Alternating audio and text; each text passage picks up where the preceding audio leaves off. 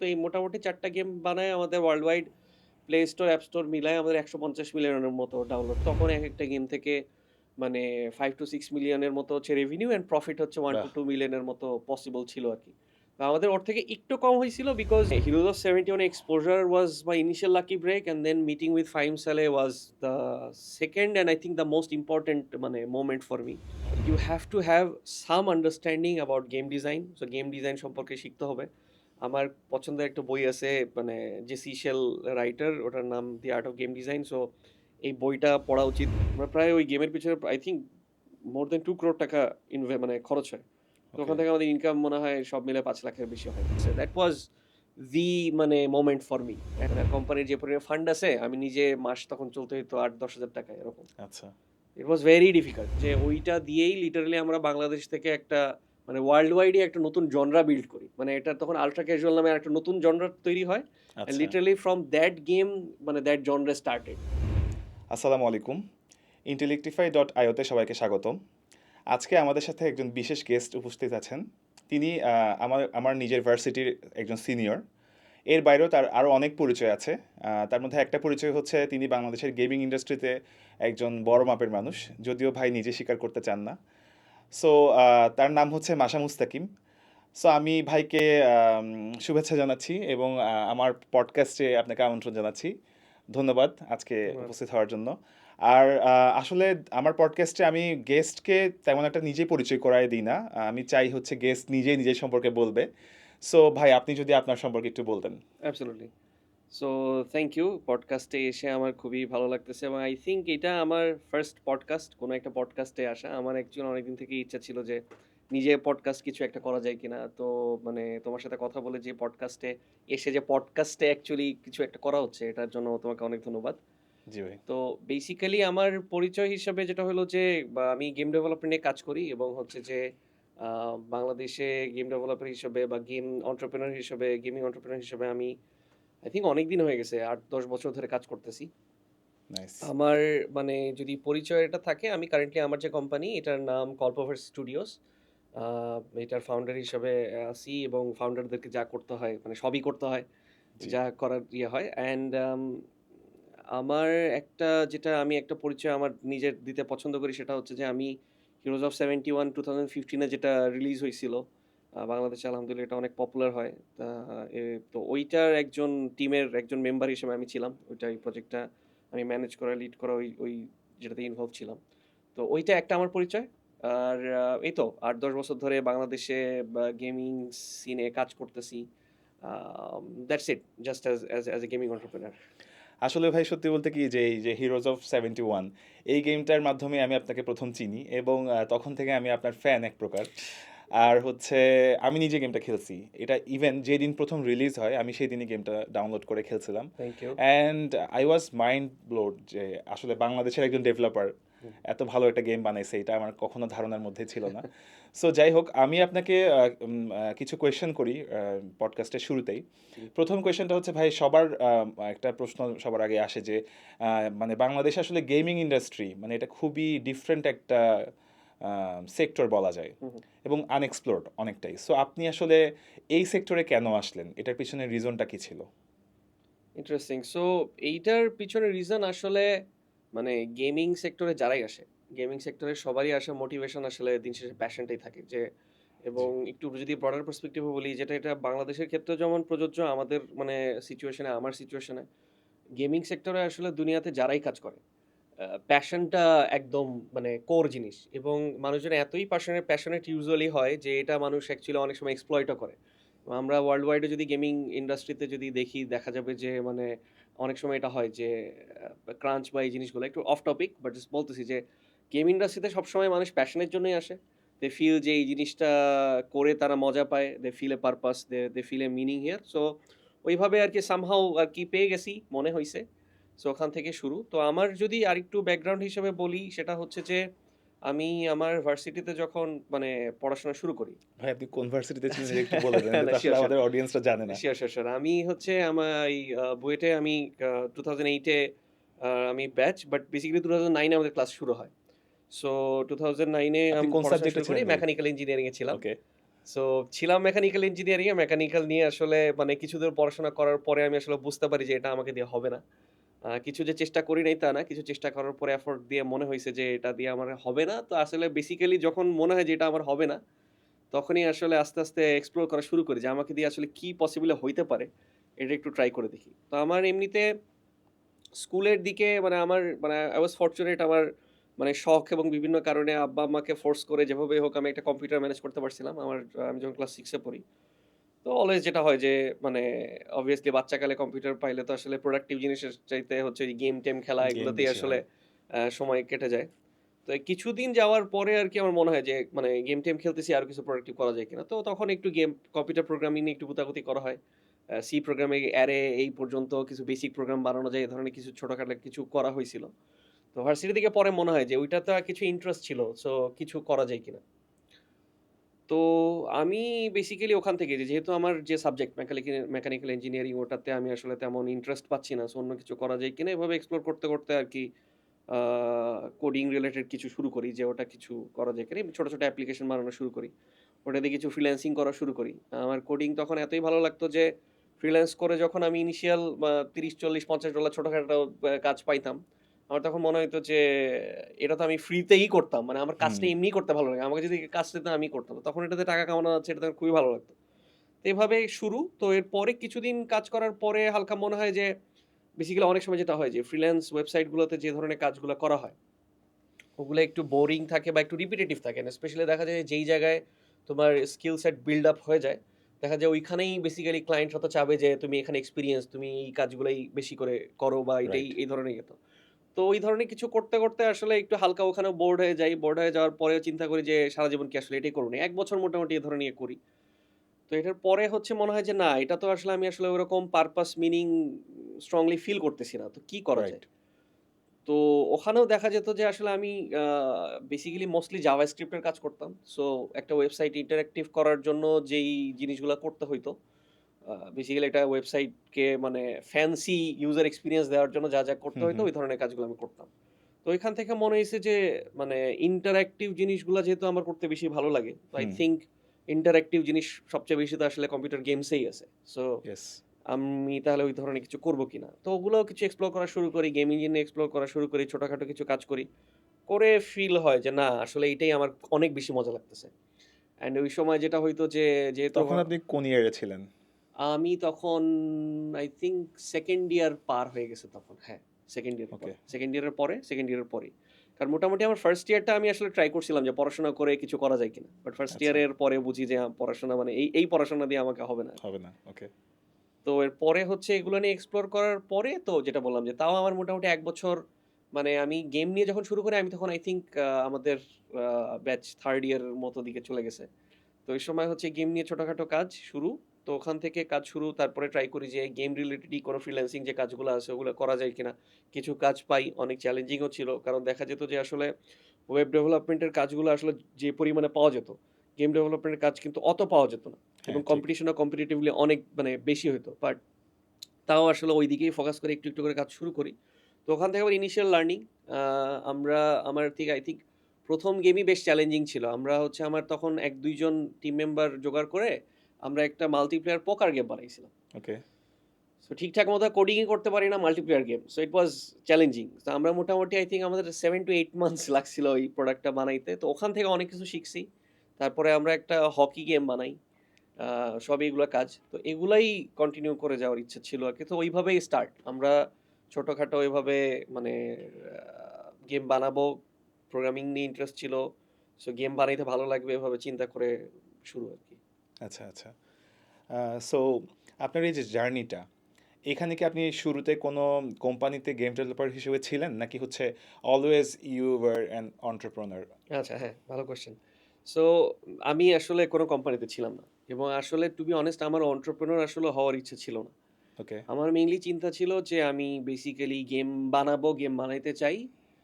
এবং গেম বানানোর জন্য কিন্তু আসলে মানে মানে গেম ইজ নট তো মানে যেটা হয় যে শুরুর দিকে মনে হয় যে আচ্ছা ঠিক আছে গেম মনে হয় মানে আর্টের ব্যাপারটা বা ক্রিয়েটিভ ব্যাপারটা বা কোডিং এর ব্যাপারটা এগুলোতে হুম, মানে হুম। খুব গ্রাফিক্স না। আমার কাছে মনে হয় যে গেম ডেভেলপমেন্টের পুরো মানে একটা মেজর পার্ট হচ্ছে আসলে এনভায়রনমেন্ট। দ্যাট মিনস হলো যে তুমি কোন এনভায়রনমেন্টে কি ধরনের মানুষের সাথে কোলাবোরেট করে তুমি আসলে জিনিসটা বিল্ড করতেছো। ওকে। তো ওই জায়গাটা আমি কিছু দূর মানে কিছুদিন নিজেরা কাজ করে, কারণ দেখা যাচ্ছে ভার্সিটিতে যখন নিজেরা ছোটখাটো কাজ করতেছি, বিভিন্ন ফ্রেন্ডদের সাথে কাজ-টাজ করে আসলে তো অনেক এক্সপেরিয়েন্স হইতো। তো ওই সময়ে যখন নিজে কাজ করতেছি তখন এটা ফিল হইছে যে ডেফিনিটলি আমি যদি কোনো জায়গায় মানে সুযোগ পাই হুম, বাংলাদেশে হুম। কাজ করার আমি তাহলে করব। কিন্তু আমি এরপরে খোঁজ খবর নিয়ে আসলে যতটুকু বুঝতে পারি সেটা হচ্ছে যে বাংলাদেশে ওইভাবে ওরকম গেম কোম্পানিও আসলে কম। এবং যে কোম্পানিগুলো আছে সেই কোম্পানিগুলোও আসলে গেম ডেভেলপমেন্টের জন্য যে ক্রিয়েটিভ একটা কালচার, একটা ওপেন কালচার বা একটা টলারেন্ট কালচার যেটা দরকার। মানে লাইক 9 to 5 অফিস করতেছি।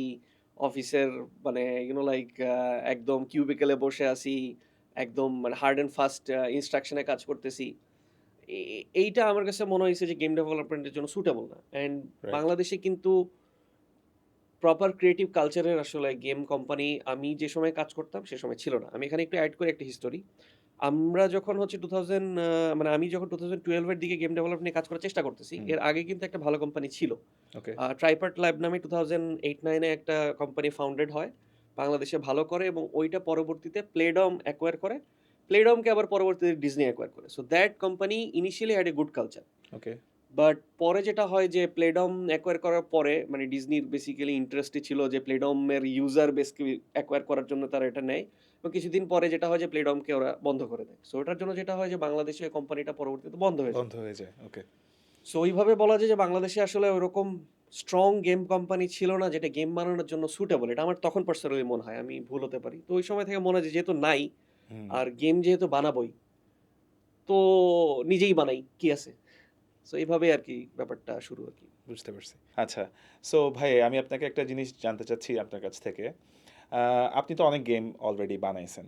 সো আপনার কাছে কখন মনে হয়েছে যে yes that was the moment, অথবা কোন গেমটা আপনার সবচেয়ে বেশি হিট ছিল? বা একাধিক গেমও হতে পারে। এটা কয়েকটা ফেজে আসছে। আ আ এবং যেটা হয় যে আমাদের জন্য টার্নিং পয়েন্ট যে গেমটা ছিল obviously Heroes of 71। হুম। আর তখন আমি যে কোম্পানিটা ফাউন্ড করছিলাম ওটার নাম ছিল পোর্ট ব্লিস। ওকে। সো ইনিশিয়ালি বেসিক্যালি আমার মানে এই যে বুয়েটের ডর্ম রুম থেকেই বেসিক্যালি আমরা কয়েকজন মিলে আরকি জিনিসটা শুরু করি। হুম। আমাদের এবং যেটা সবসময় হয় যে ফ্রেন্ড সার্কেলে অনেকে মিলে শুরু করা হয়। তারপর দেখা যায় যে ওইটাই মানে সিচুয়েশন এ কমতে শেষ পর্যন্ত ৩, ৪, ৫ জন হুম, থেকে হুম, যাই। হুম। তারপরে একটা তো ওই ধরনের সিচুয়েশন আমার কেসেও হইছিল। সো ওইখানে আমাদের যখন মানে যেটা হয় যে 2014 পর্যন্ত আমার হলের রুমে ৩ টা ৪ টা পিসি বসায় তখন যে আমাদের ইনকাম যতটুকু যা হইতো এটাতে আমার একটা মানে আমার রুমের ভেতরে একটা ইন্টারেস্টিং সেটআপ ছিল। আমার রুমের আচ্ছা। ভিতরে ৪ টা পিসি ছিল। ওটাই একটা মানে একটা অফিসের মতো বানায় আমরা হচ্ছে আপনি একটা কোন হলে ছিলেন ভাই? আসনাউল্লাহ হল। ওকে, আসনাউল্লাহ ওকে। হলে আমার মানে আমিও ৩১৫ আসমাউল্লাহ নাম্বার হলে রুম। ছিলাম। আচ্ছা, ওকে। ৩১৫। ৩১৫ নাম্বার রুম ছিল আমার আমার। ছিল হ্যাঁ। ৩২৩। আচ্ছা, আচ্ছা। নাইস। জি সো ভাই। ৩১৫ নাম্বার আমার রুমে হচ্ছে আমি মানে ৪ টা পিসি আমরা এরকম সেটআপ করছিলাম। একপাশে এইটা আমার বেডের সামনে একটা এভাবে সেটআপ করে হচ্ছে আমরা ওই করতাম। আমরা ওই সময় একটা শিডিউলও করে রাখছিলাম যে আমাদের ক্লাস তো সবার মোটামুটি ৫টা ৬ টার মধ্যে শেষ হয়। তো আমাদের অফিস ছিল সন্ধ্যা ৭টা থেকে রাত ২টা। আচ্ছা, আচ্ছা। এর মধ্যে অফিস করতাম। তারপরে হচ্ছে আ এই চাংখারপুলে অথবা পলাশীতে গিয়ে নাস্তা-টাস্তা করে তারপরে সবাই মানে আমার এক টিম মেম্বারও ছিল ঢাকা ইউনিভার্সিটির ফাইন আর্টসে মানে চারুকলায় ইয়ে করত। তো সবার এভাবে মানে সেটআপ করে আমরা ইয়ে করতাম। তো এইভাবে ১ বছর মোটামুটি কাজ করার পরে তাও যেটা হতো যে এরকম শিডিউল করার পরও স্টিল যেহেতু হলের রুমে নিজেরা ফ্রেন্ডরা হুম, হুম, এভাবে ইয়ে হুম, হুম। করতেছি, ওই সিরিয়াসনেসটা আসলে কিছুটা স্টিল কম থাকে আপনারা আরকি। কি কোনো মানে ডেজিগনেশন ঠিক করছিলেন যে কার পোস্ট কি? না, তখন কোনো জাস্ট কাজ ডেজিগনেশন কিছু না, করতেছিলেন? কাজ করতেছি। আ আমার যেটা হইছিল যে আমি তখন চিন্তা করতাম যে আমি নিজে কোডিংও করব প্লাস ম্যানেজও করব। তো কিছুদিন কাজ করার পরে গিয়ে দেখলাম যে আসলে ২ টা করা খুবই টাফ। রাইট। পরে চিন্তা করলাম যে যেহেতু এন্টারপ্রেনিউর হিসেবেই কাজ করব। তো যখন যেটা লাগে সেটাই করার চেষ্টা করব। এটা আমার একটা ইয়ে ছিল। আ সো বাট আমার পরবর্তীতে এজ এ টিম ম্যানেজার হিসেবে আমি আসলে অনেক বেশি ফোকাস দেই নিজেকে। ওকে। তারপরেও কোডিং চালায় গেছিলাম। কারণ কোডিং আমার একটা ভালোবাসার জায়গা ছিল। কিন্তু আরো পরে গিয়ে আসলে ওইটা আসলে আস্তে আরো ছেড়ে আসলে বাধ্য হয়ে দিতে হয়। যে আসলে একটা টিমে একজন ফোকাসড ম্যানেজার লাগে। যে তার কাজই হচ্ছে সবাইকে অ্যালাইন রাখা, রাইট। প্রোডাক্টের ভিশন রাখা। সো প্রোডাক্ট ম্যানেজমেন্ট বলে যে জিনিসটা ওটা আমাকে বিভিন্নভাবে আসলে শিখে ফেলতে হয়। আচ্ছা। তো মোর অর লেস আমি প্রোডাক্ট ম্যানেজার ছিলাম তখন। সাইডে কিছু কোডিং করতাম। আর মানে ওই কাজ ওয়াইজ ভাগ ছিল। কারো কোনো পোস্ট ছিল না। আমাদের যে 3D র কাজ করবে বা যে 2D র কাজ করবে, যে অ্যানিমেশন করবে, যে গেমের প্রোগ্রামিং কাজ করবে। তো এভাবেই আসলে ভাগ করে আমরা তখন শুরু করছিলাম। এভাবে এটা আর ছাড়া আর গিয়ে হইতো না। তেমন কোনো পোস্ট-টোস্ট ছিল না। কিন্তু 2015 এর দিকে গিয়ে আ আমাদের মানে মনে হয় যে একটা অফিস দিয়ে শুরু করা উচিত। এবং সেই সময় আমাদের ভার্সিটির একজন সিনিয়র ছিলেন শাফায়েত ভাই। উনি আই থিংক উনার ডিপার্টমেন্টটা ভুলে গেছি। আই থিংক মেকানিক্যালি ছিলেন কিনা বা সিভিল ছিলেন হয়তো। ওকে। আমার ঠিক মনে নেই। আইপি মনে হয় ছিলেন উনি। তো আচ্ছা। উনি হচ্ছে তার একটা আইটি ফার্ম ছিল। তো উনার সাথে কথা হয়। তো ওকে। উনার একটা ইয়ে থাকে যে উনার সাথে পার্টনারশিপ এ মানে হি ওয়াজ ইন্টারেস্টেড যেহেতু আমাদের একটা টিম আছে। আমরা গেমে কাজ করতেছি। সো উনার সাথে কিছু করা যায় কিনা। উনার সাথে কথাবার্তা বলে আমরা বেসিক্যালি উনার একটা অফিসের একটা পার্টে আমরা উঠে পড়ি। হুম। এক রুমের একটা অফিস ছিল। তো আমাদের একটা ছোট ৩-৪ টা টেবিলের একটা সেটআপ নিয়ে আমরা বসে পড়ি। তো that was our first office. Okay. এটা কোথায় ছিল? আ আ ওটা ছিল হচ্ছে কাঁঠালবাগান ঢাল। ওইটা আচ্ছা, হচ্ছে আচ্ছা। পদ্মা জেনারেল হসপিটালের পাশে একটা মানে সেটআপ ছিল। ওকে। এটা ইন্টারেস্টিং এক রুমের সেটআপ। এই যে আমরা এখানে পডকাস্টে যেরকম একটা রুমে হুম, আছি, হুম, হুম, হুম। মোটামুটি এরকমই একটা রুম ছিল। এর থেকে হয়তো আরেকটু বড় হবে। এইটার মানে আই থিংক 1/3 স্পেস নিয়ে আমরা শুরু করি। ৩-৪ জন টেবিলে ওকে। বসে শুরু করি আরকি। তো আমাদের তখন বেসিক্যালি চিন্তা ছিল যে আমরা ফ্রিল্যান্সিং এর কাজগুলা করব এবং সাইডে হচ্ছে ১ টা ২ টা করে গেমে কাজ করব আরকি। ওকে। তো আপনাদের তখন এমপ্লয়ি কতজন ছিল? মানে আপনারা টিম কতজন মেম্বার মিলে আরকি। এমপ্লয়ি টার্মটা আমি রাইট আসলে ইউজ ওকে, করি না। ওকে। এখনো ইউজ করি না। আ তো টিম মেম্বার আমরা ৪-৫ জন মতো ছিলাম। ৪-৫ জন। আচ্ছা, আচ্ছা। ৪-৫ জন মানে ৪-৫ জন বলতেছি কারণ হচ্ছে যে ৪ জন মোটামুটি ফুল টাইম ছিলাম। কিন্তু দেখা যেত যে আ ১-২ জন দেখা যায় পার্ট টাইমার বা আমরা কাজ করতেছি অনেকে ইন্টারেস্টেড হইতো। অনেকে পার্ট টাইমে কাজ করত। তো এভাবে আরো ২-৩ জন পার্ট টাইমার ছিল এভাবে হইতো। আচ্ছা, চলতো আরকি। হিরোজ অফ 71 কি এই কোম্পানি থেকেই? এখান থেকেই আসে আরকি। তো ওখানেই ওকে। আমি আসতেছি যে আমরা এরপরে হচ্ছে যখন মানে কাজ করতেছি, ফ্রিল্যান্স এগুলো করতেছি। তো কিছুদিন করার পরে আমার যেটা মনে হয় যে এইভাবে আসলে ফরএভার কন্টিনিউ করা যাবে না। একটা রিস্ক আসলে নিতেই হবে। কারণ আমাদের যেটা হচ্ছিল যে আমরা ফ্রিল্যান্স কাজ করে ওটাতে এত এনগেজ থাকতাম যে নিজেদের কাজগুলা আসলে অতটা কোয়ালিটিফুল ও হতো না এবং হচ্ছে যে ফোকাস থাকতো না আরকি। বিকজ আমরা যেটা মনে করতাম যে এখান থেকে তো টাকা আসতেছে না। এটা তো বেসিক্যালি শখের প্রজেক্ট। সো হুম, যেখানে হুম, টাকা হুম, আসে না সেখানে একটু ঘাটতিই থাকতো। হুম। হিরো ৭১ এর একটা কি পয়েন্ট যেটা ছিল সেটা হচ্ছে যে আমার একজন মানে কি বলবো শেষের মানে 2015 এর শুরুর দিকে হচ্ছে আমার এক ব্যাচমেট আরিফুর রহমান আ ও ইলেকট্রিক্যাল এ পড়তো। তো আচ্ছা। ও আমার সাথে একটু দেখা সাক্ষাৎ করতে আসে। এর আগে হচ্ছে অপ্রতিম চক্রবর্তী নামে আরেকজন আমার জুনিয়র ছিল সিভিলের। ওর সাথে আমি কাজ করতাম। তো টার্নিং পয়েন্ট বলতে আমি বলব যে হচ্ছে যে এই আরিফ যে আমার সাথে জয়েন করে সে এবং তার কিছুদিন পরে হচ্ছে আ সুলভ ভাই উনি আর্কিটেকচার পড়াশোনা করতেন 07 বুয়েটের। ওকে। উনার সাথে পরিচয় হয়। তো এই ২ টা ইন্ডিভিজুয়ালের সাথে পরিচয় হওয়ার পরে বেসিক্যালি যেটা হয় যে আ আরিফ বেসিক্যালি ও কোডিংটা আরো মানে স্ট্রংলি দেখা শুরু করে এবং খুব কম সময়ে অনেক শিখে ফেলে আরকি। আর সুলভ ভাই হচ্ছে আমাদের তখন যেটা হইতো যে 3D ডেভেলপমেন্ট এ আমাদের একটা বড় গ্যাপ থাকতো। আচ্ছা। তো ওই সময় উনি জয়েন করার পরে আমাদের ওখানে একটা স্ট্রেংথ হয়। তো ওইখান থেকে একটা রিস্ক নিয়ে নিই এরপরে যে আমাদের নিজেদের কিছু একটা বানাবো। চলেন কিছু একটা বানাই, কিছু একটা বানাই। তো তখন হচ্ছে আই থিংক 2015 এর October. Okay. October I think September. তো সেপ্টেম্বরে ডিসাইড করি কিছু একটা বানাবো। অ্যান্ড দেন মনে হয় যে যদি বানাই তাহলে হচ্ছে চলেন আমরা দেশের মানে কিছু মানে যেটা আমরা বানাইতে চাই এরকম কিছু একটা বানাই। অলওয়েজই ছোটবেলা থেকেই মনে হইতো যে মুক্তিযুদ্ধ নিয়ে যদি কিছু একটা বানানো এইখানে তো তেমন আসলে কোনো কোন গেম কাজ নাই। হয়নি। তো আমরা গেম নিয়ে কাজ করতেছি এটা নিয়ে করে ট্রাই করা যায়। তো ওখান থেকে হুম, অবভিয়াসলি যেটা হয় যে ১ম এ চিন্তা থাকে যে আমরা বড় কিছু একটা বানাবো, এই সেই হবে, পুরা ট্রিপল এ গেম বানায় ফেলবো। এটা অবভিয়াসলি সবার শুরুর দিকে এ ধরনের ভুল হয়। তো আলহামদুলিল্লাহ আমাদের কেসে যেটা হয়েছিল যে I was a bit sane enough মোটামুটি মানে ১-২ উইক ব্রেইনস্টর্মিং এর পরে যেটা ডিসাইড করি যে বানাইলে ছোট জিনিস বানাই। আর সামনে ডিসেম্বর মাস এই সময় যদি আমরা কিছু একটা রিলিজ করতে পারি হয়তো ভালো কিছু হতে পারে। তো একদম ছোট কিছু। তো আমরা ওই সময় যে ছোট জিনিসটা ডিসাইড করি ওর থেকেও আসলে পরবর্তীতে আরো ছোট একটা ভার্সন নিয়ে আমরা কাজ করি। তো যেটাই হোক আমাদের যেটা ভালো জিনিস ছিল যে ছোট একটা জিনিসে ফোকাস করার কারণে আমরা মোটামুটি জিনিসটা একটা মানে লঞ্চেবল একটা জায়গায় নিতে পারি। তো এই তো। তো তখন আমরা ফ্রেন্ড-ট্রেন্ড নিয়ে আমরা মোটামুটি জিনিসটা বানাইলাম। আমরা বানায়ে তারপরে হচ্ছে লঞ্চ করলাম। সোশ্যাল মিডিয়াতে ১ টা ২ টা এটা জিনিস বানাতে দিলাম। ভাই কতদিন সময় লাগছিল? ৩ মাস। আমরা ৩ ৩ মাস কাজ মাস। করছি। কিন্তু ৩ মাস আমরা ওই ৩ মাস মানে লিটারালি আই থিংক ১৬-১৭ ঘন্টা করে কাজ করতাম তখন। আচ্ছা, এই গেমটা বানানোর পেছনে মেইন ফিলোসফিটা কি ছিল? টাকা নাকি হচ্ছে গেমিং ইন্ডাস্ট্রিতে ইন আত্মপ্রকাশ করা? ওইটাই নিজের মানে গেমিং ইন্ডাস্ট্রিতে আত্মপ্রকাশ করাই এবং আমরা আসলে টাকা ইনকাম করব এটা আমাদের এক্সপেকটেশন এ ছিল না।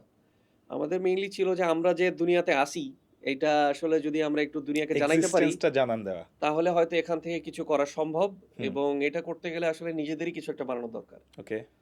তো ওখান থেকে চিন্তা থেকে শুরু। আ এবং obviously ওই যে ২-৩ মাস ছিল ওইটাতেও প্রচুর ডাউট আসলে হইছে ৩ মাসের ভিতরেই যে আসলে বানায় কোনো লাভ আছে কিনা। ডিসেম্বর মাস যখন চলে আসছে তখনও আমরা প্রচুর ডাউটে। বাট তাও আমরা বানানো কন্টিনিউ করে গেছি। But what was extremely lucky যে আমরা এরপরে মোটামুটি ডিসেম্বর ৫-৬ থেকে আমাদের সোশ্যাল মিডিয়াতে যখন আমরা কনটেন্ট গুলার কিছু স্নিপেট দেওয়া শুরু করলাম, দেন ইট ব্লিউ অফ। মানে আ একটা ভিডিও দিছিলাম, একটা ট্রেলার দিছিলাম। অ্যা আমরা তো এক্সপেক্ট করতাম হয়তো ৫০০-৬০০ জন দেখবে দ্যাটস ইট। কিন্তু একটা ট্রেলার দেওয়ার পরে যখন মানে দেখলাম যে ৪-৫ হাজার লাইক চলে আসতেছে, ট্রেলারে ২৫-৩০ হাজার ভিউ চলে আসতেছে। We are like okay, maybe it can do something. তো বাই দ্য ডিসেম্বর 13 মানে অনেক আ তো অলরেডি মানে হাইপ অন্য লেভেলে চলে গেছিল। অ্যান্ড এরকম সিচুয়েশন যে আমাদের তো আসলে তো আমরা যেহেতু নোভিস গেম ডেভেলপার, হুম, আমাদের গেম আসলে ডিসেম্বর ১৫ তারিখেও আসলে ফুললি রেডি ছিল না। ওকে। ডিসেম্বর ১৫ তেও হচ্ছে গেমের ভিতরে এমন বাগ ছিল আমার মনে আছে যে আ গেমের যে এনিমি ক্যারেক্টার গুলো ছিল সব ইনভিজিবল হয়ে গেছিল। আচ্ছা, সো কেন ইনভিজিবল হয়ে গেল? তো কি হইলো? কিভাবে মারবো না মারবো? মানে কি টেকনিক্যাল সমস্যা এটা লিটারালি আগের দিন মানে যেদিন ইয়ে করছে আগের দিন সকালবেলা আমরা ওইটা নিয়ে ফাইট করতেছি। ওকে। এর ভিতরে হচ্ছে মানে ১৩-১৪ তারিখ হচ্ছে মিডিয়ার প্রচুর মানুষজন আসতেছে। আমাদের ছোট একটা অফিস। ওখানেই কাজ করতেছি। ওখানেই মানুষজন ইয়ে করতেছে। ওদেরকে অ্যাটেন্ড করতে হচ্ছে। ডেভেলপমেন্ট কই যাবে? ইট ওয়াজ এ টোটাল chaos আরকি। তো ওর ভিতরেও আলহামদুলিল্লাহ সবকিছু ম্যানেজ করে আমরা লঞ্চ করি। অ্যান্ড কয় যেহেতু তারিখ লঞ্চ করেন? ১৬ই ডিসেম্বর? ১৬ একদম ১৬ ডিসেম্বর ওকে, রাত ১ টায়। রাত ১২ টায় লঞ্চ করার ইচ্ছা ছিল কিন্তু রাত ১২ আচ্ছা। টায় লঞ্চ করতে গিয়ে দেখি তারপরে একটা বাগ আছে। ওই মানে বাগটা এটা কি সলভ করে তারপরে লঞ্চ করি। ১৫ই ডিসেম্বর দিবাগত রাত? ইয়েস। ওকে, ওকে। হ্যাঁ, রাতে এলাম। বিকজ আমাদের ওইটাই সোশ্যাল মিডিয়াতে প্রমিস করা ছিল ওইটাই করব। আচ্ছা, দেন ইট মানে তো আলহামদুলিল্লাহ লঞ্চ করলাম। লঞ্চ করার পরে হচ্ছে মানে আমাদের ৩ থেকে ৫ দিনের ভিতরে আই থিংক ১,০০,০০০ মতো ডাউনলোড ছিল। বাহ! ২ থেকে ৩ মাসের ভিতরে আমার মনে হয় ১০-১৫ লাখ হচ্ছে ডাউনলোড হয়ে গেছিল আরকি। এবং মোটামুটি আই থিংক উইদিন এ ইয়ার আমাদের ৭ মিলিয়ন মতো ডাউনলোড ছিল এটাতে। মাশাআল্লাহ। তো ওইটা মানে আমরা ওখান থেকে তেমন রেভিনিউ জেনারেট করতে পারি নাই। কিন্তু ওই ওকে। সময় কিছু গভর্নমেন্টের সাপোর্ট পাইছিলাম। আর হচ্ছে মানে ওই গেমটা লঞ্চের পরে গিয়ে এরপরে আমরা ইয়ে পাই এবং মানে যে এক্সপোজারটা পাই এটা আমাদেরকে অনেক হেল্প করে। অনেক হেল্প করে। হ্যাঁ, হ্যাঁ, ওকে, ওকে, ওকে। আচ্ছা। সো ভাই আপনার এরপরে আরেকটা আমি যতটুকু জানি যে আপনি আলফা পটেটো নামে আরেকটা কোম্পানিতে ছিলেন। হ্যাঁ, হ্যাঁ, এরপরে এখন আরেকটা কোম্পানিতে আছেন। হ্যাঁ, হ্যাঁ। সো এই জার্নিটা এবং আলফা পটেটোতে আপনার সবচেয়ে এক্সক্লুসিভ অথবা সবচেয়ে হিট গেম কোনটা ছিল? হুম, এটা নিয়ে যদি একটু বলতেন। শিওর। সো এর মাঝখানের কিছু স্টেপ আছে ওটা একটু বলে আসি। সো বেসিক্যালি আমরা Heroes of 71 লঞ্চ করার পর যেটা হইলো যে আমরা গভর্নমেন্টের কিছু support pi but that was not enough to sustain our team. এবং তখন আমার মনে হয় যে আমাদের আসলে একটা ইনভেস্টমেন্ট দরকার টু ওকে। লাইক মানে বিল্ড এ বিজনেস অ্যারাউন্ড ইট। তো তখন হচ্ছে মানে একটু খোঁজাখুঁজির চেষ্টা করা হয়, খোঁজ নেওয়া হয়। তো ওই সময় খোঁজ নিতে আমরা আসলে ফাহিম সালেহ ভাইয়ের নামটা জানতে পারি। তো আর একটু বলে দিই আজকে বেসিক্যালি ফাহিম সালেহ ভাইয়ের birthday. But oh! He is no more with us একটা ইনসিডেন্টের জন্য। ওটা হয়তো মানে Google এ সার্চ করলে সবাই জানতে পারবে। হুম, হুম, হুম। 2020 তে he was murdered by his own assistant. So hmm. এটা ডিফারেন্ট স্টোরি। ওটা তো আসলে আপাতত আমরা কভার করব না। তো but he was Fahim instrumental. Saleh ভাই তো পাঠাওয়ের ইয়ে হ্যাঁ, ছিল। পাঠাওয়ের একজন মানে cofounder or founder? co-founder and specially মানে ইনিশিয়াল ইনভেস্টর আরকি। মানে okay. Initial angel investor he was the one মানে উনার হ্যাক হাউস নামে একটা কি বলবো এটাকে কি বলে? ওই যে স্টার্টআপ ইনকিউবেটর ছিল। ইনকিউবেটর। এবং I think it was one of the first incubators in Bangladesh. Okay. বাংলাদেশে স্টার্টআপ ইনকিউবেটর বলে তখন মানুষজন কিছুই ছিল কিছুই না। জানতো না আরকি। হুম। সো স্টার্টআপ ইনকিউবেটর আপনি যদি বই পড়েও হয়ে থাকেন তাহলে আপনার জন্য দারুণ একটা খবর আছে। আপনি এখন ঘরে বসে বাংলাদেশের যে কোনো প্রান্ত থেকে বই অর্ডার করতে পারবেন আরেকটা বই.com এ। সো আপনি মাত্র ১ থেকে ৩ দিনের মধ্যে বাংলাদেশের যে কোনো প্রান্তে আসলে বই পেয়ে যাবেন। সো এখন থেকে আপনার পছন্দের বইগুলো কিন্তু আপনি অর্ডার করতে পারেন আরেকটা বই.com থেকে। আর হ্যাঁ, আপনি কিন্তু সবগুলো বইতে একেবারে সর্বোচ্চ ছাড় ২৫ থেকে ৪০% পর্যন্ত এক এক ধরনের বইতে এক এক রকম আপনি ছাড় পেয়ে যাবেন। এছাড়াও আপনি বইগুলোর সাথে পাচ্ছেন বুকমার্ক সহ অন্যান্য গিফট। সো এখন থেকে আপনি বইপত্র কেনার জন্য কিন্তু আরেকটা বই.com কে বেছে নিতে পারেন। বা ওই কালচারটা উনি বিল্ড করার জন্য একটা অ্যাটেম্প্ট নিছিলেন। সো অতটা সাকসেসফুল ছিল না এবং অনেকে আমি বলতাম যে, "ভাই একটা তো ইনকিউবেটর এগুলো মানে বানাইছেন। Do you think it was successful?" But he said যে, "ইট ওয়াজ সাকসেসফুল" বিকজ ওকে। দেখা যেত যে ওখানে প্রায় ৮ টা ১০ টা ভেঞ্চার শুরু হয়। ওখান থেকে পাঠাও বের হয়ে আসে। সো আচ্ছা। ওটাই উনি বলতেন। এবং আমি যে সময় কথা বলতেছি 2016-17 এর দিকে, উনার সাথে কথা বলতাম যে এনার মানে আমার তো মনে হয় এটা তো মোস্টলি ফেইলিয়ারই হইছে। এতগুলা ভেঞ্চার ওখানে শুরু করা হইছে। হ্যাক হাউস এখন আর এক্সিস্ট করে না। ওকে। বাট হি সেড যে মানে এটাই হওয়ার কথা। মানে ২০ টা ভেঞ্চার শুরু হবে, ওখান থেকে যে পাঠাওয়ের মতো একটা ভেঞ্চার বের হয়ে আসছে, দ্যাট ইজ আ সাকসেস। ইয়া। এবং ইলিয়াস ভাইয়ের মতো এন্টারপ্রেনার যখন থেকে বের হয়ে আসছে, দ্যাট ইজ এ সাকসেস। এবং ওগুলো আসলে পরে গিয়ে বুঝতে পারছি। তো সো যাই হোক, হ্যাঁ, মানে তো তিনি কি আপনার কোম্পানিতে ইনভেস্ট করতে ইনভেস্ট করেন চেয়েছিলেন? এবং ওকে, ওকে। ওইটার স্টোরিটাও অনেক ইন্টারেস্টিং। সো আমার হচ্ছে বেসিক্যালি তখন ইনভেস্টর খুঁজতেছি। তো ফাহিম সালেহ ভাই সম্পর্কে জানতে পারি এবং আ জেনে ওনার মানে আমার টিমের একজনকে সাথে নিয়ে আমি হচ্ছে একটা মিটিং ফিক্স করে কথাবার্তা বলে যোগাযোগ করে মিটিং ফিক্স করে তার কাছে যাই। ওকে। সো তখন হিরোজ অফ 71 রিলিজ করার পরে আমরা তো ওনার ছাড়াও আরো অনেকজনের কাছে ইনভেস্টমেন্ট রেইজ করার চেষ্টা করতেছিলাম। তো তখন যেটা হইতো যে আমাদের ওভারঅল কোম্পানি সিচুয়েশন, রেভিনিউ এগুলো দেখে টেখে বলতো যে, "হ্যাঁ, তোমাদের কোম্পানি মনে হয় মেক্সিমাম তোমাদের কোম্পানির ভ্যালু ৪০ লাখ মতো ধরা যায়। ২০ লাখ নিয়ে আমাকে ৫০% ৬০% দিয়ে দাও।" এ ধরনের আচ্ছা, কথাবার্তা আচ্ছা। হইতো। তো খুবই হতাশ লাগতো যে কারণ হচ্ছে যে আমাদের মানে এই টাকা দিয়ে তো আমরা আসলে ১-১.৫ বছরও সাস্টেইন করতে পারব না। অনেক কম হুম, সেলারি হুম, নিলেও। হুম, আর হুম। স্পেশালি যেটা হয় যে আমার টিম মেম্বার বেশিরভাগই দেখা যেত তখনকার তখন বেসিক্যালি বুয়েটে। আর বুয়েটের মহাজনের তো মানে যেহেতু তারা ওখান থেকে পড়াশোনা করছে, তাদের তো একটা ফাইন্যান্সিয়াল এক্সপেকটেশন থাকবেই। ইউ থাকে। Can't pay them like 15-20K forever এবং লিটারালি ওই ধরনেরই বেতন ছিল। আচ্ছা। বাট সেখানে অ্যাজ এ মানে শুরুর দিকে হয়তো আচ্ছা ঠিক আছে একটু কষ্ট করলাম, একটা ইয়ে করলাম। বাট মানে বছরের পর বছর ওরকম একটা রেমুনারেশন নিয়ে কাজ করতেছি এটা তো আসলে শেষমেশ হুম, করে হুম, না। হুম, হুম।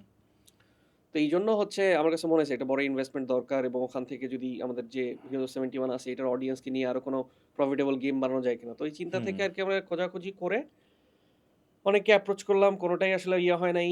তো এরপরে ফাহিম সালেহ ভাইয়ের সাথে পরিচয় হওয়ার পরে ওনার সাথে ওনার সাথে বেসিক্যালি উনি হোটেল অলিভে ছিল। ওকে। আই থিংক 2016 এর মে মাসে ওনার সাথে দেখা হয় এবং যেদিন দেখা হয় উনি আমাদের কাজ উনি অনেক অ্যাপ্রিশিয়েট করেন এবং ঐদিন ওই বসাতেই উনি ডিসাইড করেন যে উনি আমাদের কোম্পানিতে $100,000 ইনভেস্ট করবেন। অ্যান্ড আমার সাথে কথাবার্তা বলে কয়েকটি ইনফরমেশন নিয়ে আমাকে জিজ্ঞেস করছিল, তোমাদের কোম্পানির ভ্যালুয়েশন কত?" তো আমার এক্সপ্রেশন দেখে বুঝছে যে ভ্যালুয়েশন টার্মটার সাথে আমি পরিচিত না। আচ্ছা, আচ্ছা। ভ্যালুয়েশন কি জিনিস? এটা কি? তো আমাকে জিজ্ঞেস করলো, "তোমার ইউজারের নাম্বার কত? তোমার হচ্ছে ওখানে কিরকম রেভিনিউ আসতেছে? ওখানে কি এড আছে কিনা? তাহলে এটা এরকম তো পসিবলি কি হইতে পারে?" এগুলো জেনে টেনে বলল যে, "ঠিক আছে, আই থিংক তোমার কোম্পানির ভ্যালু আই থিংক অ্যারাউন্ড $200,000-300,000 হবে। I can give you $100,000" so like okay মানে আ ওটা ভাই ওটা ওটা নাম্বারটা আমার একটু বাংলায় বলেন আরকি। মানে সবার জন্য যাতে সুবিধা না, হয়। না, না, সিউর, সিউর, সিউর। যে হ্যাঁ, মানে মানে যে তোমার কোম্পানির ভ্যালুয়েশন টাকাই মানে বলেন হ্যাঁ, ভাই। মানে অ্যারাউন্ড ৩-৪ কোটি টাকা মনে হয়। তো আমি তোমাকে ধরো ১ কোটি বা ৮০-৯০ লাখ মতো দিতে পারব। বাহ! এত ক্যাজুয়ালি একটা মানুষ বলতেছে যেখানে আমার মেক্সিমাম মানে ২০ লাখ দিয়েই মানুষজন আমার কোম্পানির মানে সবকিছু নিয়ে নিচ্ছে এই ধরনের একটা হ্যাঁ, জায়গায় ছিল। তো ওইখানে একটা মানুষ এভাবে ভ্যালু করতেছে। দ্যাট ওয়াজ the মানে moment for me. And okay. আমার মানে এন্টারপ্রেনিউর লাইফের that was মানে Heroes of 71 exposure was my initial lucky break and then meeting with Fahim Saleh was the second and I think the most important মানে moment for me. Okay. And Fahim Saleh ভাই আসলে না থাকলে আমরা probably হয়তো ওই জায়গায় হয়তো we would have ended. Hmm. So আলহামদুলিল্লাহ ওটা নিয়ে আমরা শুরু করি। ওটা নিয়ে এরপরে আমরা মুক্তি ক্যাম্প নামে আরেকটা গেম বানাই। তো মুক্তি ক্যাম্প যখন বানাই তখন আমাদের বেসিক্যালি থট ছিল যে মুক্তিযুদ্ধের প্রেক্ষাপটে বাট এমন একটা অ্যাপ্রোচে গেম বানাবো যেখানে আমরা যাতে গেমটাকে মনিটাইজ করতে পারি। আমরা ওখান ওকে। থেকে টাকা ইনকাম করতে পারি in-app purchase এর থ্রুতে। বাট আমাদের এত মানে হার্ডল পার করতে হয় এবং আমাদের তখন বেসিক্যালি চিন্তা ছিল যে আমরা বাংলাদেশের মার্কেট থেকেই মনিটাইজেশনটা করব। বাট তখন ভুল ছিল, চিন্তার ভুল ছিল। আমাদের তখন চিন্তা ছিল যে এটা হয়তো সম্ভব। আমরা তখন গ্রামীণ ফোনের সাথে একটা ডিলও করি যে বা ফোনের ব্যালেন্স থেকে in-app purchase এটা কি করা সম্ভব কিনা। কিন্তু তখনকার ডিল তারপরে ইউজারের সিচুয়েশন সব মিলাই চলে আসলে আমরা মানে প্রায় এরপরে ফাহিম সেলের কাছ থেকে ইনভেস্টমেন্ট রেইজ করি আরো অনেকজনের কাছ থেকে মানে রেইজ করার পরে আমরা প্রায় ওই গেমের পিছনে I think more than 2 crore টাকা মানে খরচ হয়। তো ওকে। ওখান থেকে আমাদের ইনকাম মনে হয় সব মিলে ৫ লাখের বেশি হয়নি। তো দ্যাট ওয়াজ আ মানে কি হিউজ বলবো? লস। হ্যাঁ, হ্যাঁ, লস এবং হ্যাঁ। খুবই ডিসঅ্যাপয়েন্টিং সিচুয়েশন ছিল এবং মুক্তি ক্যাম্পের জন্য আমরা প্রায় ৩০ জনের মতো একটা টিম বানাই। তো ওই টিম আসলে পরে আমাদেরকে ছেড়ে দিতে হয়। ছেড়ে দিয়ে তারপরে আবার একটা রিসেট মোডে চলে যেতে হয় এবং আমরা 2019 এর দিকে তখন বেসিক্যালি আমরা আলফা অপারেটর শুরু করি। আচ্ছা। 2000 এই 17-18 পার হয়ে 19 এ আলফা অপারেটর শুরু করি এবং তখন বেসিক্যালি ফাহিম সালেহ ভাইয়ের থট যেটা ছিল যে হি ওয়াজ মানে দেন মানে ওয়ান অফ দ্য 2 ইনভেস্টরস যে দেখো অলরেডি তো আমরা এরকম ইনভেস্টমেন্ট করছি। এটাতে কিছু হয় নাই। বাট আই সি যে ইউ গাইজ আর প্যাশনেট। তোমরা ৪-৫ জন মানে যারা কোর টিম মেম্বার ছিলা সেটা নিয়ে একটু ট্রাই করে দেখো। বাট সেটাও মানে কস্টিং একদম মিনিমাল যাতে রাখতে হয়। তো আমরা খুবই মিনিমাল আমার তখন দেখা যেত যে মানে অলরেডি তো বয়স ৩০ তখন পার হয়ে গেছে বলা যায়। এখন তো হুম। অনেক বয়স হয়ে গেছে। যাই হোক আই থিংক ৩০ এর কাছাকাছি ছিল তখন। তো এই সিচুয়েশনে হচ্ছে আমার তখন দেখা যেত যে মানে কোম্পানির যে পরিমাণ ফান্ড আছে আমি নিজে মাস তখন চলতে হইতো ৮-১০ হাজার টাকা এরকম। আচ্ছা। ইট ওয়াজ ভেরি ডিফিকাল্ট। হুম। তো তাও ওটা করেও চেষ্টা করছি যাতে টিম মেম্বারদের মানে ইনাফ স্যালারি যাতে মেইনটেইন করা যায়, টিমের যত বেশি মানুষজন রাখা যায়। এভাবে করে মোটামুটি ৮ জনের মতো আমি রিটেইন করতে পারি। তো ওইটা দিয়ে আমরা চেষ্টা করতে থাকি। দেন চেষ্টা করার পরে হচ্ছে আমরা লায়ন স্টুডিওস এর সাথে যোগাযোগ করি, একটা ইন্টারন্যাশনাল পাবলিশার। এবং তখন আমাদের চিন্তা হয় যে দেশের মানে প্রেক্ষাপটে তো ট্রাই করে দেখলাম, কিছু তো হইল না। তো এট লিস্ট হুম। আমরা অনেক কিছু শিখছি।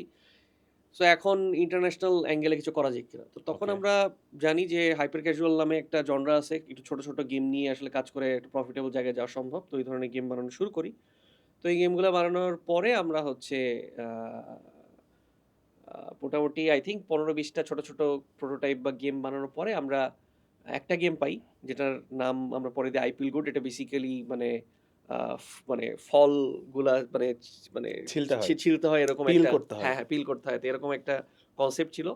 তো ওই সময়ে মানে এগুলো কিছু একটা মানে এটার আইডিয়াও কিছু আসে পাবলিশারের কাছ থেকে। ওই সময় একটা ASMR এর একটা ট্রেন্ড চলতেছিল। তো অত বুঝি নাই। আমাদের কাছে মনে হইছিল এই গেম দিয়ে আসলেও কিছু হবে কিনা। ওকে।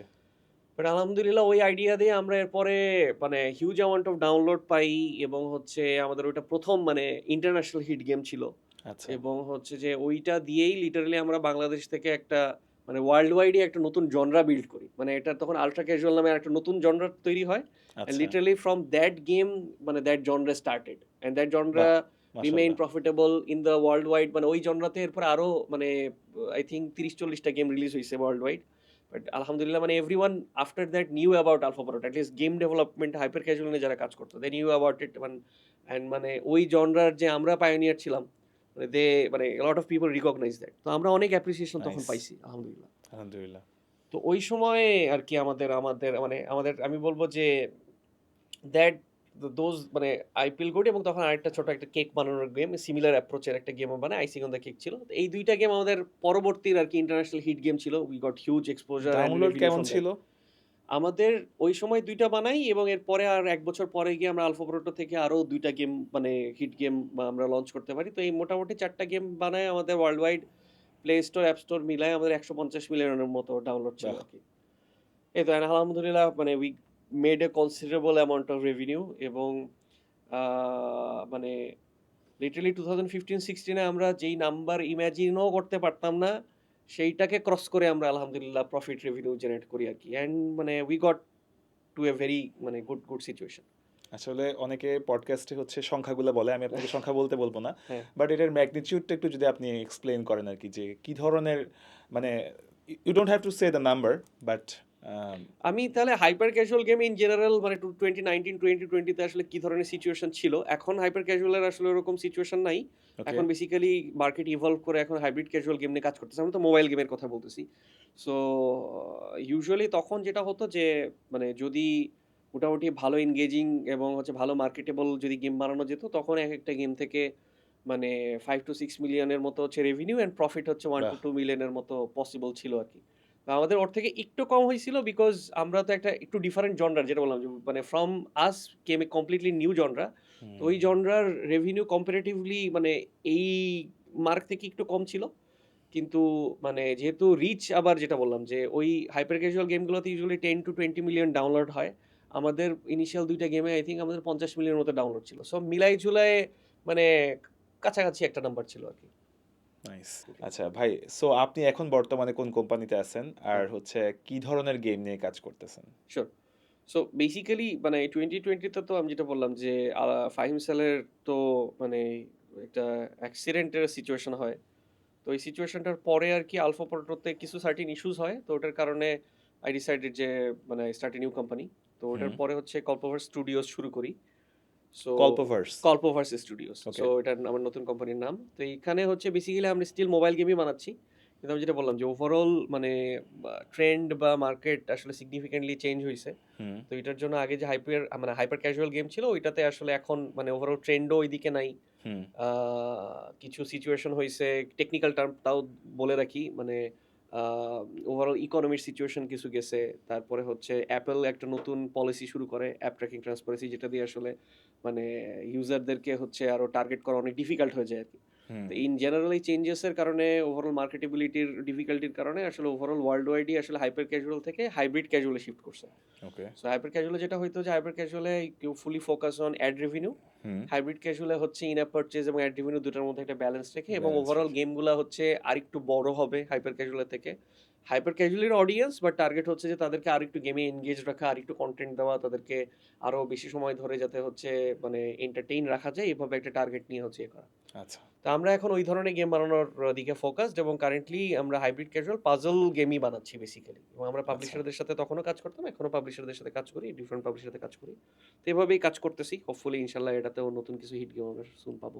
হ্যাঁ, ইনশাআল্লাহ ভালো কিছু হবে। জি, সো ভাই, এই যে বাংলাদেশের গেম ইন্ডাস্ট্রি, জি। এই ব্যাপারে আপনি যদি কিছু বলেন যে এটার আসলে ফিউচারটা কি? অথবা এটা কোন দিকে আগাচ্ছে অ্যাজ এ হোল? হুম। অবশ্যই। Good question. সো এইখানে হচ্ছে আমার যেটা মনে হয় যে আমি তো মোবাইল স্পেসে কাজ করি। সো বাংলাদেশের গেম ইন্ডাস্ট্রি কিন্তু মাল্টিপল আ সেকশনে কাজ করে আমি বলব। একটা সেকশন আছে যেটা হচ্ছে যে ডিরেক্টলি গেম ডেভেলপ করে না। কিন্তু হচ্ছে গেম ডেভেলপমেন্টের বিভিন্ন যারা মানে বাইরের কোম্পানি আছে। আ আই থিংক বাংলাদেশ থেকে, বাংলাদেশে বসে হয়তো ডিরেক্টলি ট্রিপল এ গেমের বা পিসি গেমের বা পিসি বা কনসোল গেমের কথা বলছি। এ ধরনের আ জায়গায় কন্ট্রিবিউশন আসলে কম করে। আই থিংক ডাবল এ এই ধরনের যে গেমগুলো আছে ওইটার কনটেন্ট মানে 3D মডেল, কিছু কোডিং, হুম, অ্যানিমেশন, এই জিনিসগুলা এরকম সার্ভিস দেওয়ার মতো বেশ কিছু কোম্পানি আছে, এবং তারা ওকে, ভালোই অনেকদিন কাজ করছে। হুম, যেমন হচ্ছে যে এই অলিগ বা আইস9 এরা কিন্তু হচ্ছে এই ধরনের সার্ভিস দেয়। ট্রিপল এ ডাবল এ আচ্ছা, গেমগুলার অ্যাসেট যেগুলো বানানোর, এগুলোর একটা অংশের সার্ভিস দেয়। যেটা বললাম যে এইটা কিন্তু মানে গেম ডেভেলপমেন্টের সাথে connected, but it's not directly game development. তো এইটা একটা পার্ট। আরেকটা হচ্ছে নিজেদেরই প্রোডাক্ট আমরা যারা বানাচ্ছি, তাই না? সো পিসি গেমেও কাজ হয়, কিছু কাজ হচ্ছে। তবে আই থিংক সবচেয়ে সাকসেসফুল আমি বলব যে এই যে জিরো আর্নে যারা কাজ করছে, M7 ইন্টারেক্টিভ, মেরাজ মারুফ নামের ছেলেটা। সো মানে he is the sole programmer of that ইয়ে। আমি কয়েকদিন আগে ওর সাথে দেখা করে আসলাম, এবং অ্যামেজিং ইন্ডিভিজুয়াল, মানে লিটারালি মানে ওর গেমটা কয়েকদিন আগে, আই ডোন্ট নো শ্রাউডকে সবাই চিনে কিনা, বাট শ্রাউড হচ্ছে ওর গেমটা ওর মানে ওর টুইচে ফিচার করছে আর কি তার লাইভে। বাহ! সো বিগ স্টাফস আর কি, মানে they hmm, have hmm, achieve hmm, big stuff. So zero আওয়ারটা মানে it's a big achievement recently বাংলাদেশের প্রেক্ষাপটে। ওরা পিসি গেম, একটা শুটিং গেম, আচ্ছা, multiplayer game, very interesting game. সবাইকে বলবো যে মানে সুযোগ পেলে হচ্ছে ডাউনলোড করে খেলবেন। হুম, বাংলাদেশের প্রোডাক্ট যত বেশি আমরা প্রচার করতে পারি। আর তত ভালো। হুম, অ্যান্ড ফিউচারটা কেমন? ইয়েস। সো ফিউচার তো আসলে প্রেজেন্টের উপরেই বেস করে আগাবে কে, ওটাই বলতেছিলাম। সো বাংলাদেশের কি অবস্থা? সো এইটা অ্যান্ড মোবাইলে স্পেসে আমরা আ অনেকেই হচ্ছে যেমন হাইব্রিড ক্যাজুয়াল নিয়ে কাজ করতেছি। মোস্টলি সেলফ পাবলিশড গেম নিয়ে আসলে খুব কম আমরা কাজ করতেছি। বাংলাদেশে কিছু পায়োনিয়ার কোম্পানি আছে। রাইজ আপ ল্যাবস ছিল 2009-10 থেকে ওনারা কাজ করতেছে। ITAW, যেটা এখন মনে হয় ফ্রি পিক্সেল নামে পরিচিত। হুম, ওনারাও অনেকদিন থেকে কাজ করতেছে। ওনারা সেলফ পাবলিশ আসলে কাজ করছে। কিন্তু currently it's very difficult to মানে সাস্টেইন মানে দেয়ার সেলফ পাবলিশ গেমস, এটা আমি যতটুকু জানি। একটু ডিফিকাল্ট সিচুয়েশন সবারই যাচ্ছে। আমরা যারা পাবলিশারদের সাথে কাজ করি, আমাদের তো মডেল বেসিক্যালি যেভাবে কাজ করি যে আমরা ডেভেলপমেন্টের দিকটা কাজ করি। আমরা ওভারঅল গেমটা কি হবে ওই ভিশন গুলো নিয়ে কাজ করি, ওটার এক্সিকিউশন নিয়ে কাজ করি। কিন্তু মার্কেটিং এর কাজটা বা ইউজার কাছে পৌঁছে দেওয়ার কাজটা করা হচ্ছে পাবলিশার। তো এই পার্টনারশিপে আমরা কাজ করি। তো আমার কাছে যেটা মনে হয় যে আ ফিউচার ভালো একটা জায়গায় যেতে গেলে বেসিক্যালি আমাদের দরকার যে লাইক স্টুডিওস যারা নিজেরাই ডেভেলপ করতেছে, নিজেরাই মার্কেটিং করতেছে, নিজেরাই পাবলিশ করতেছে, এবং heavily profitable, right? Because every hmm, business has to be profitable. Without profit you can ঠিক। Not sustain something. হুম, তো ওই জায়গায় আমার কাছে মনে হয় যে আমরা যারা এখন কাজ করতেছি, পিসি গেমে যে লাইক জিরো আওয়ার যারা কাজ করতেছে বা আরো যারা কাজ করতেছে, এবং হচ্ছে বাংলাদেশের অন্যান্য হাইপার ক্যাজুয়াল কিছু প্রমিনেন্ট কোম্পানি যদি নাম বলি, যে আই থিংক জামিলুর রশিদ ভাইয়ের নামটা আসবে। আ উনার সাথে অনেকদিন কাজ করছি। উনার কিছু co-founded কোম্পানি আছে। ও উনি আগে মুনফ্রগের সাথে কাজ করে আসছিলেন। কারেন্টলি আ বনি ইউসুফ নামের একজন ইন্ডিভিজুয়াল আছে। উনার থান্ডার গেমস নামের কোম্পানি। দেন আমাদের তো বললাম কল্পভার্স, অ্যান্ড দেন হচ্ছে আম ওনার কোম্পানিগুলো I think big bang studio একটা, আরেকটা হচ্ছে মিনি গেম ল্যাবস, তারপরে ওকে। ফ্রি পিক্সেলের কথা বললাম। তো এরকম আরো বেশ কিছু কোম্পানি আছে হু আর ডুইং ডিসেন্ট। তো যেটা হচ্ছে যে আমরা যারা এই ইন্ডাস্ট্রিতে কাজ করতেছি, আমাদের কিছু আসলে মানে কিছু এক্সাম্পল সেট করতে হবে। আমার কাছে এটা মনে হয় যে ফিউচার ভালো হওয়ার জন্য আসলে আমাদেরকে মানে এই যে গ্রামীণ ফোনের যে বিশাল জিপি হাউস আছে বা হচ্ছে এই যে রিসেন্টলি যে আমাদের কাউসার ভাইয়ের অলিও যে কোম্পানি আছে, হুম, ইউনো হুম, লাইক হুম। যেখানে ছেলেপেলেরা দেখতে পারতেছে যে এগুলো একটা বড় একটা অফিস বড় একটা আছে, একটা সুন্দর অফিস এনভায়রনমেন্ট আছে, কালচার। অনেক হচ্ছে। তো এই জিনিসগুলোর কিছু এক্সাম্পল আসলে আমাদেরকে সেট করতে হবে। এরকম একটা জায়গায় যদি আমরা কিছু একটা করতে পারি, তাহলে আমার কাছে মনে হয় যে সিচুয়েশনটা সামনে ভালো যাবে। এখন as of today there are many challenges এবং আমাদের সবসময় যেটা হয় আমরা এটা ফেস করি সেটা হচ্ছে যে আমরা যখন রিক্রুট করতে যাই, আমরা আসলে ট্রেইনড কাউকে কখনোই পাই না। Hmm. Even the most experience individual যারা আছে তারা আসলে এখনকার সময়ের জন্য যে চ্যালেঞ্জিং মানে প্রোডাক্ট বা যেই অ্যাপ্রোচে কাজ করা দরকার সেটা কোডার হোক, আর্টিস্ট হোক, সব জায়গায় আমরা দেখি যে সেখানে একটা গ্যাপ থাকে। সো মোস্টলি আমাদেরকে রিক্রুট করার পরে মানুষজনকে ট্রেন করতে হয়। আলফা অপারেটর কেসে যদি বলি আলহামদুলিল্লাহ we had been really profitable. আমার ওখানে দেখা গেছে যে আমার 30-40% রিসোর্স বেসিক্যালি আমার ট্রেন করেই বিল্ড করতে হইছে। বাট লাইক আমরা কিন্তু তখন দেখছি যে 2016-17 থেকে কিন্তু গভর্নমেন্ট এই যে গেম নিয়ে অনেক সিরিয়াস, আমরা অনেক কথাবার্তা শুনছি, অনেক নাকি ট্রেন করা হচ্ছে। But none of those trained individuals are on par for the international market.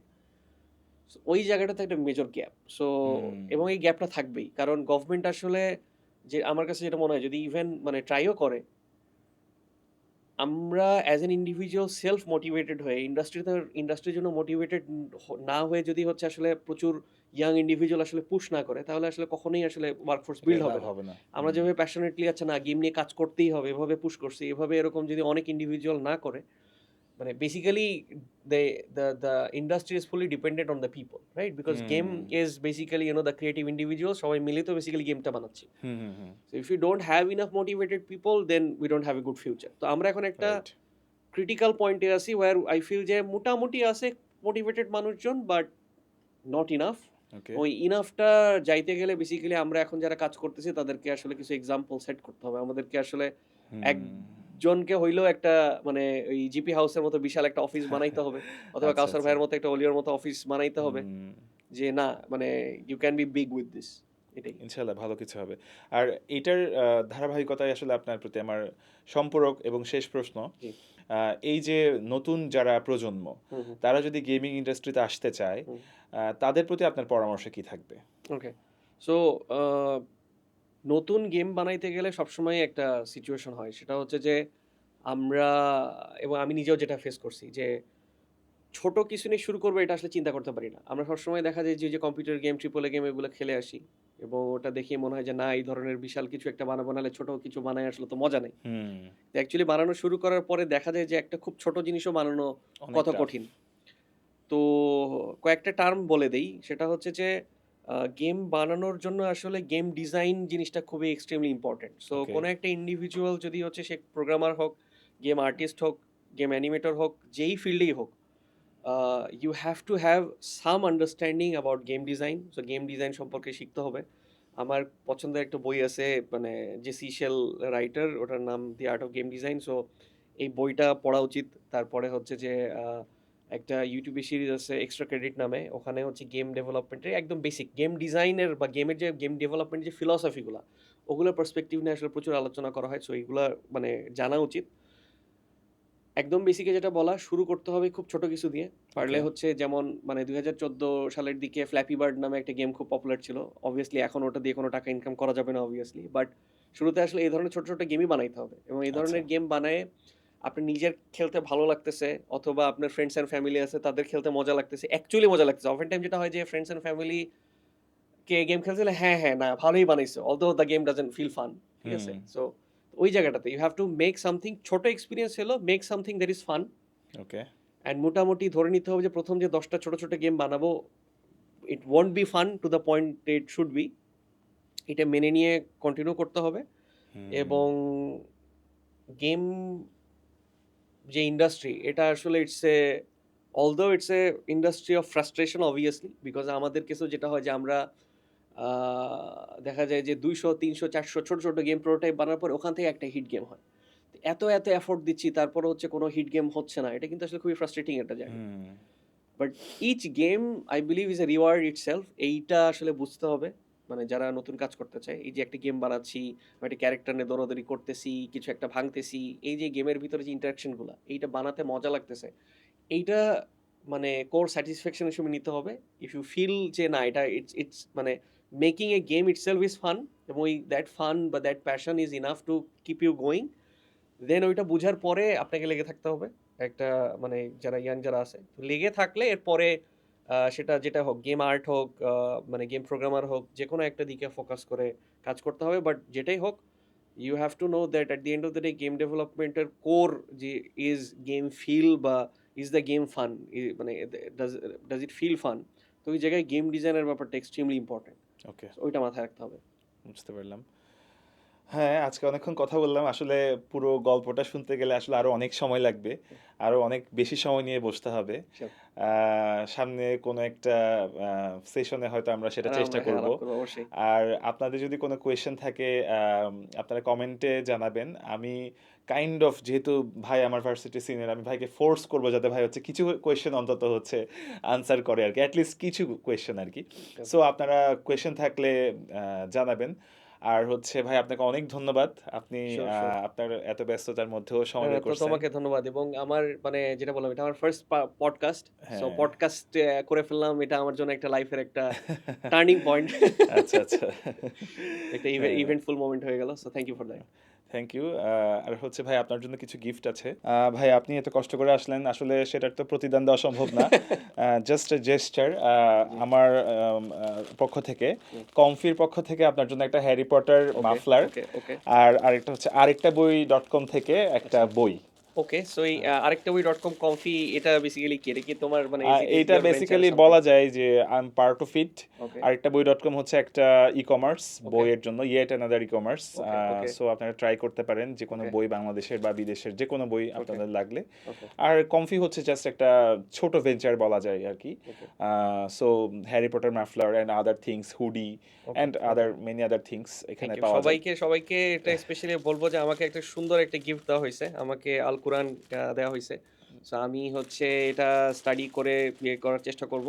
And এই বইটা নিয়ে কিছু বলতেছিলা, যে এটা অনেক সুন্দর একটা বই। হ্যাঁ হ্যাঁ হ্যাঁ সো হ্যাঁ। Thank you for that. মানে this has been a very, very thoughtful gift. Thank you. জি, ধন্যবাদ। আবারও সামনে কোনো একটা পডকাস্টে আপনার সাথে কথা হবে, এতটুকুই আশা রাখছি। ধন্যবাদ সবাইকে। ভাই ধন্যবাদ আপনাকে। অ্যাবসলিউটলি। আসসালামু আলাইকুম।